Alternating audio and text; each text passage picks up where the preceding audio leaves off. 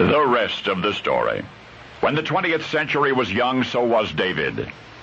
His parents were rather well-to-do, and yet they were otherwise unique among their neighbors in suburban London. You see, David's family were Quakers, strict Quakers. When the other neighborhood children were outside playing, David was inside praying. And while other youngsters were attending local schools, Church of England schools, David was educated according to family tradition by Quakers.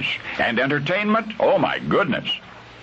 How many fine young people were led hopelessly astray by mindless recreation, in particular by motion pictures.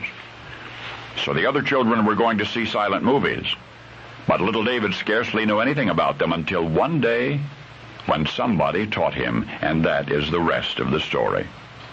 Mrs. Edgerton was the family cleaning lady. Mrs. Edgerton was the family cleaning lady. She'd been hired by David's parents to do housework, nothing more. But one day when David's mother and father were not at home, when David himself was about 12 years old, Mrs. Edgerton began talking to the boy about movies, and she was not surprised to learn that David had been forbidden to attend them, but she was amazed and a little dismayed by his virtual ignorance of their existence. Well, now Mrs. Edgerton realized that she was risking her job, but she adored silent films, and she could not bear the thought of anyone being deprived of their charm, especially such a nice little boy. So the cleaning lady asked, "Have you ever heard of Charlie Chaplin?" The little lad shook his head. Mrs. Edgerton said, "Well, now you shall." What happened next cannot be described without a smile. The family cleaning lady, in her eagerness to share all of the marvelous things that she had seen in the movies, began acting them out. I mean, right there in the kitchen. Mrs. Edgerton became Charlie Chaplin, started running around the table, and then out the door and back in again, this time skidding around a corner on one leg, the way Chaplin did. And she twitched her upper lip, her imaginary mustache, from side to side, as Chaplin did, and she twirled her imaginary cane, and she rolled her eyes bashfully, as Chaplin did, and little David, laughing with each gesture, clapped his hands in delight.